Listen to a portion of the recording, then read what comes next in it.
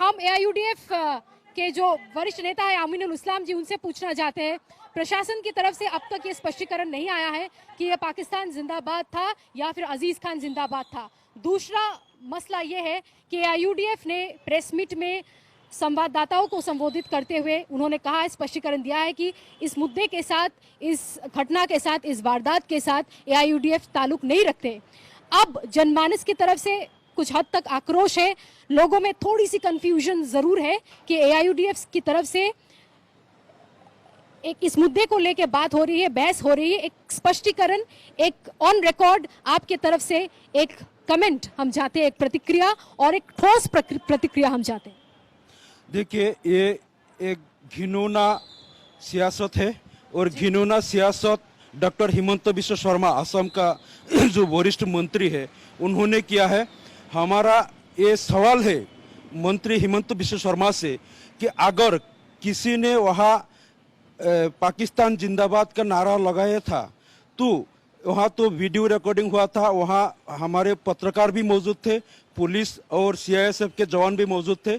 अगर किसी के कैमरे पे इसका किसने लगाया था वो जो पाकिस्तान जिंदाबाद का नारा, अगर किसी के मुंह से निकला था तो किसी ना कोई वीडियो से उनको पहचाना जा सकता था और उनको तुरंत गिरफ्तार करके उन पे कार्रवाई किया जा सकता था। लेकिन असम सरकार ने ये क्यों नहीं किया? सत्ता में रहते हुए डॉक्टर हिमंत बिश्व शर्मा एक वरिष्ठ मंत्री होते हुए भी उन्होंने ट्विटर पे और उन्होंने फेसबुक पे सिर्फ एक अपडेट डाल दिया कि वहाँ किसी ने ऐसा हरकत किया। लेकिन कल 2 बजे, तकरीबन 2 बजे जो घटना वहाँ हुआ, कल कोई भी अखबार में और कोई भी मीडिया पे इसका कोई जिक्र नहीं हुआ।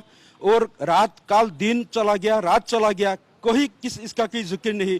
आज सुबह डॉक्टर हिमंत बिश्व शर्मा ने ये ट्वीट करके ये मुद्दा उठाया। तो हमारा सवाल है, आज भी हमारा जो बीजेपी का जो स्पोक्स पर्सन है वो बोलता है कि उन लोगों का ये उनका इंक्वायरी चल रहा है, और इंक्वायरी अगर चल रहा है अभी तक वो लोग भी इत्मीनान से कह नहीं पाया वो अजीज खान जिंदाबाद था या पाकिस्तान जिंदाबाद था। अगर वो लोग अभी तक कंफ्यूज है, उन लोगों के पास अगर इसका कोई जवाब नहीं है कि ये सचमुच किसी ने पाकिस्तान जिंदाबाद का नारा लगाया था या नहीं, अगर इसके पास कोई सबूत नहीं है, अभी तक इसका जांच चल रहे है, तो एक वरिष्ठ मंत्री होते हुए कि डॉक्टर हिमंत बिश्व शर्मा ने ट्वीट क्यों किया? मेरा पहला सवाल यह है, एक वरिष्ठ मंत्री होते हुए उनको पहले इत्मीनान होना चाहिए था, उसके पास ठोस सबूत चाहिए था कि हाँ हमारा जांच खत्म हो गया मुकम्मल, और जांच करने के बाद हमने वो आइडेंटिफाई कर लिया किसके मुंह से पाकिस्तान जिंदाबाद के नारा आया था।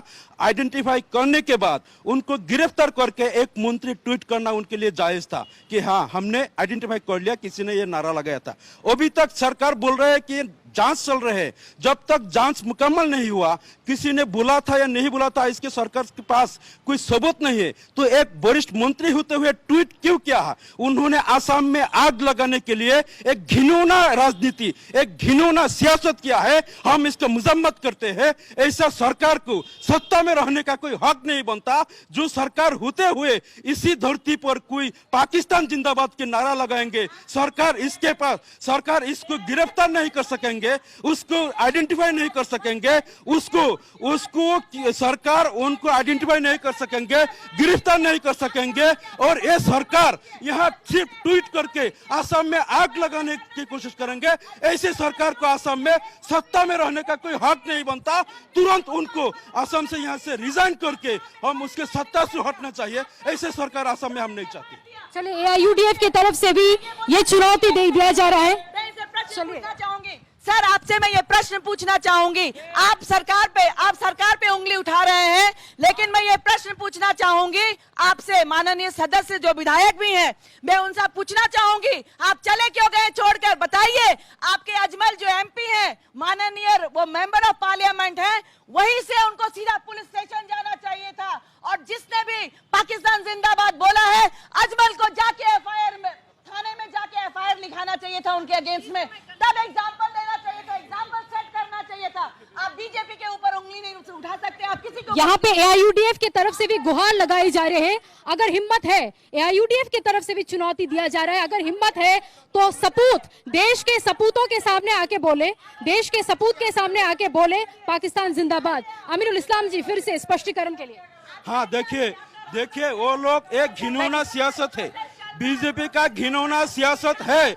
और एक बात देखिए, आजमल साहब ने वहाँ नहीं सुना, कोई किसी भी वहाँ जितने लोग मौजूद थे कोई किसी ने नहीं सुना कि किसी ने वहाँ पाकिस्तान जिंदाबाद का नारा लगा है। आजमल साहब ने नहीं सुना, कोई वहाँ जो पत्रकार मौजूद थे कोई किसी ने नहीं सुना, सिर्फ हिमंत बिश्व शर्मा ने सुना है। चलिए, इस बात का प्रमाण अब तक नहीं आया, ये आप कहना चाहते हैं? और एक बात बोलता हूँ, इस आसाम में जो नलबारी में आईसिस का जो फ्लैग होस्ट किया था, किसने किया था? नलबारी में आईसिस का फ्लैग होस्टिंग किया था। चलिए, इन प्रश्नों के साथ हम आपको धन्यवाद करते हैं।